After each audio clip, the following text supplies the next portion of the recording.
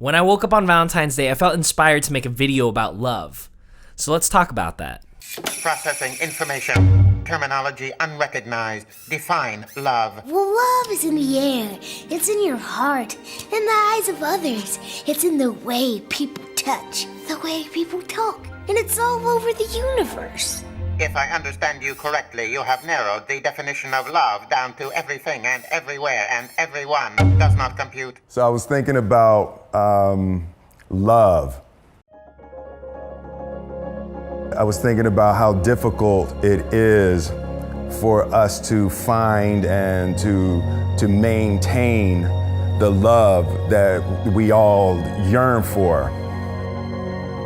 And it kind of dawned on me that I think a big part of the problem is that we misdefine love. It's possible that no other one subject has been more analyzed, talked about, and experienced by every single person on this planet than love. And yet, we really have no clue what it is. So I often find myself asking happily married and engaged couples how they define love. And they usually come back with a long pause or, ooh, that's a tough question. And they usually say, you just know. It's a weird thing, but you just know. But we both know that there's way more to it than that. The thing about romantic love is it's just such an abstract concept, and that's why we have such a tough time defining what it is. Maybe you're single, maybe you're in a healthy relationship. Either way, I think if you watch this video, you're gonna get something from it, or it's gonna remind you of something that you already knew. So let's just figure this love thing out.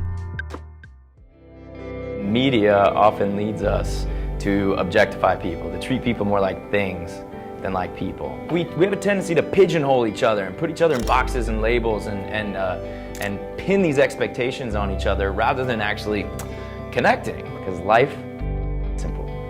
Life is really complicated. And while it's sometimes easy to compare our real lives to these sort of simple stories, fantasies that we enjoy on screen, that's what they are, they're fantasies. And they don't map onto real life. And if you compare your real life to those fantasies, you're gonna set yourself up for being disappointed. The truth is that real life is so much richer than that. There's so many things that influence the way that we perceive love, from social media to our parents, to our culture, to our religion. And I think the best way that we can begin to figure out what love is by defining what it isn't first. Love is a word that in our culture has almost lost its meaning. It was a young man who was clearly enjoying a dish of fish that he was eating. And he said, young man, why are you eating that fish? And the young man says, because I love fish. He says, oh, you love the fish? That's why you took it out of the water and killed it and boiled it. He said, don't tell me you love the fish. You love yourself. And because the fish tastes good to you, therefore, you took it out of the water and killed it and boiled it. So much of what is love, right, is fish love, right?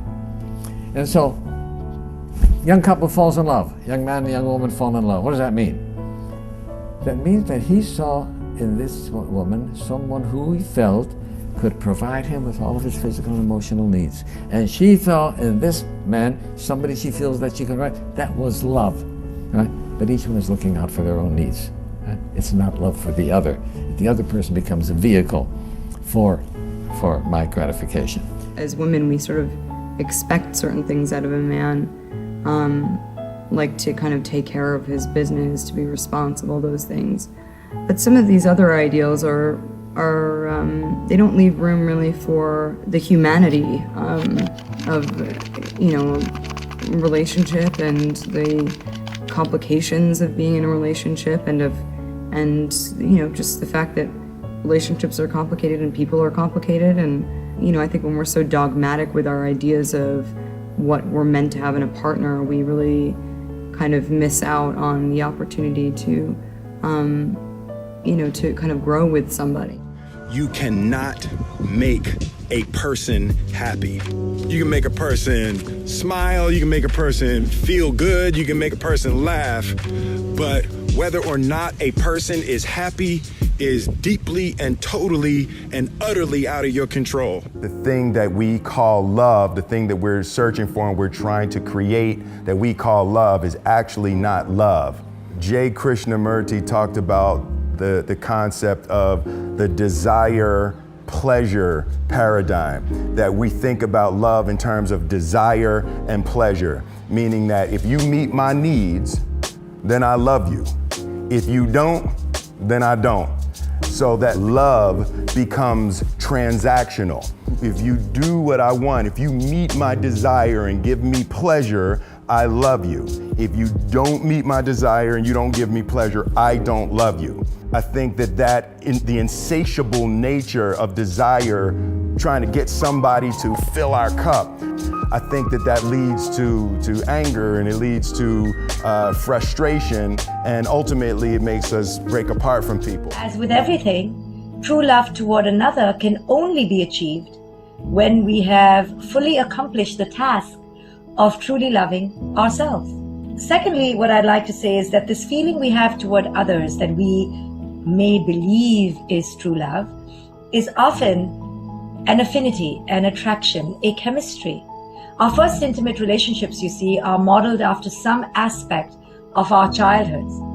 And we use these intimate relationships to fill the emotional holes of our childhood and kind of enter this transactional agreement subconsciously. You fill my holes and I'll fill yours. And therefore, we kind of mirror our primary, earliest relationships with our parents in our intimate interactions with others. So most of these relationships that we believe are high or transcendental or unconditional are actually fraught with something else, with attachment, with dependency, with this subconscious possession, with this subvert desire for control. And many of us get controlled in these relationships. So growth then, you see, it is a unification of two very whole individuals that are committed to the celebration of each other's growth. And without growth, then it's not true love, it's attachment. So growth is the predicator, growth is the indicator. I think that helps us a lot with what love isn't, so let's try to figure out what it could be. I don't even think people know how big this is. Yeah, what is love?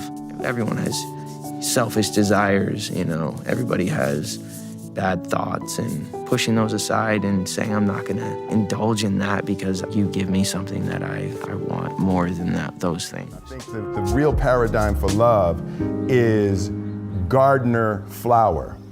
So the relationship that a gardener has with a flower is the gardener wants the flower to be what the flower is designed to be, not what the gardener wants the flower to be.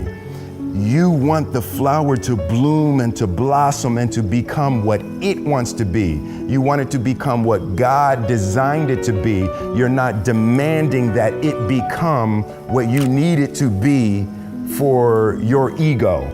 Anything other than all of your gifts wide open, giving and nourishing this flower into their greatness is not love. At its core, I think love is help. Everybody is having a hard time. So love is really devotion to their struggle. It's when you're committed to helping somebody with their life, helping them to suffer less, you know, helping them to manage their minds and their emotions. I think love is a deep desire for our loved ones' growth and their blossoming and their all-around well-being. When you love somebody, you want them to feel good. You want them to be happy, and you want to see them succeed in life. And love really demands an in-depth understanding of their hopes and their dreams and their fears, their needs and trauma. I think love is giving and sharing our gifts for the purpose of nurturing them and empowering them and helping them to create their greatest joys. Now that we've kind of defined what love is, what's the best way to actually show people that we love them?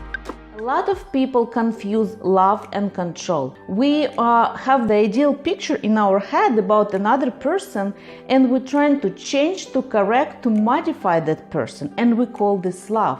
A lot of people saying, look what I did for you. I spent so much time for you. I did so many things for you. I changed my plans for you. So I.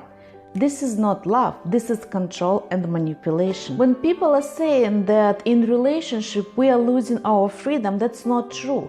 Just imagine if you have a partner who is respecting your opinion, even if he does not agree, who is interested in what you want to say, who is supporting you, who is open to hear your desires, your ideas. This is true love. Love is spelled L-U-V. Listen, understand, and validate what you hear as true. Listening is a magnificent superpower, a really deep listening. And we can't listen if we got something that we want to say. Listening is a connective energy, learning how to quiet your own mind and quiet your own thoughts and quiet your own needs and desires and listen to what the other person is saying. You is understand that you have to truly understand what the person is saying to you. There's nothing that feels better to a human being than to feel understood. The mission is to thoroughly and completely understand what the person is saying, and what has been helpful for me is to repeat back what the person has said to you. And then the V is validate. The things that you recognize as true in what they say, validate them as true. Yes, I get it. I understand that. I see that. Got it. So the validation is a huge part of creating a loving environment with a person. L-U-V. Listen, understand, validate. Forget about others. If you learn to be loving by your own nature, not because of somebody else or something else, then you will know the nature of love. If you love somebody, it's a fickle happening, because no human being will happen 100% the way you want them. Every human being on this planet is going to disappoint you, believe me. Not because they'll do something wrong, because nobody can fulfill the unrealistic expectation you have of them. It's simply not possible. Have you been able to fulfill anybody's expectation, I'm asking you, entirely? Partially, but never entirely, isn't it? So nobody else will be able to do it. People make a serious mistake in thinking that you give to those whom you love. And the real answer is, you love those to whom you give. Right? And his point is, if I give something to you, I've invested myself in you, right? And since self-love is a given, everybody loves themselves, now that part of me has become in you, right, there's part of me in you that I love. Right? So true love is a love of giving, not a love of receiving. Now that we have a better idea of what love is, hopefully you can integrate this into your life with your coworkers, with your family, with your significant other, with your friends, and cultivate healthier relationships, and even spot toxic ones, and you'll realize when it's happening so that you can take the necessary steps to move away from something like that. When I was doing research on this, I found a really amazing TED Talk about the science of love. And the speaker was Dr. Liat Yakir. She's an Israeli molecular geneticist, and she goes really deep into the scientific theory of love. She talks about the evolution of the human species and how genes affect people being monogamous or polygamous. And also, she talks about the paradigm shift of female empowerment and how women are going to facilitate political and economic changes in the future. They're going to facilitate the change in our policies and our economics that create a more nurturing way of living. I'm not an expert on this. You should definitely watch the video. I'll link it in the description below. Please check it out if you want to, but please do your own research and figure out how you define love to yourself and what the most important things mean to you. Everyone has different feelings, everyone has different thoughts, everyone has grown up in a different way, so you should think about it for yourself and not listen to anyone blindly, including me. I had so much fun making this video, and I hope that you learned something too. If you did, or even if you know someone that needs a little bit of help, maybe they're not in the best place with their relationship with someone else, maybe you could share this with them and they could learn a thing or two, or even just remind themselves of what's necessary to have a healthy relationship. So if you guys really liked it, give it a share, give it a like, give it a subscribe. It would mean so much to me. I'm trying to grow my business as well as my social medias right now, so it would mean the world to me if you guys could do that. And I will see you on the next video. Love you.